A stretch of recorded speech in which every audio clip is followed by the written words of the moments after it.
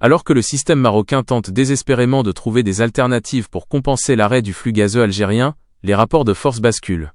Le gaz, autrefois symbole de coopération régionale via le gazoduc Maghreb-Europe, GME, est devenu le marqueur d'une rupture stratégique profonde. Le refus de l'Algérie de renouveler le contrat de transit en 2021 n'était pas seulement une décision commerciale, mais une réponse directe à une série d'hostilités politiques. Aujourd'hui, les conséquences de ce choix pèsent lourdement sur l'économie marocaine, laquelle subit de plein fouet l'inflation galopante des prix du pétrole et du gaz sur les marchés internationaux. Le paradoxe est frappant, alors que l'Algérie renforce sa position de fournisseur incontournable pour l'Europe, engrangeant des revenus supplémentaires massifs grâce à la hausse des cours mondiaux. Chaque dollar d'augmentation rapportant des centaines de millions de dollars au trésor algérien, le Maroc, lui, s'enfonce dans une crise de coût de la vie.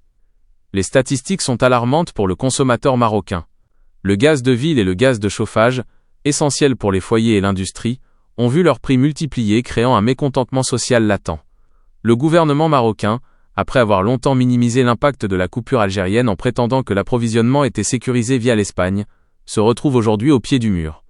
La réalité est que le flux inversé depuis l'Espagne ne peut en aucun cas remplacer la stabilité et le coût avantageux du gaz algérien qui était autrefois acheminé presque directement. L'Espagne, de son côté, joue un rôle pivot mais ambigu. Après une période de rapprochement avec Rabat concernant le dossier du Sahara occidental, Madrid semble redessiner ses priorités. La dépendance espagnole vis-à-vis du gaz algérien est une réalité structurelle que la politique ne peut ignorer. L'Algérie a été très claire. Toute molécule de gaz algérien réexportée vers le Maroc entraînerait une rupture immédiate des contrats avec l'Espagne. Cette menace, prise très au sérieux par Madrid, a limité les marges de manœuvre du Maroc.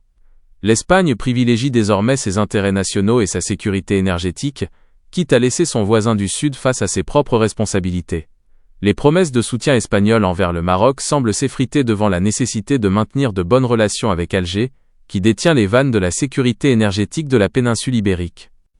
Parallèlement, la situation au Moyen-Orient et les perturbations des chaînes d'approvisionnement mondiales aggravent la vulnérabilité marocaine.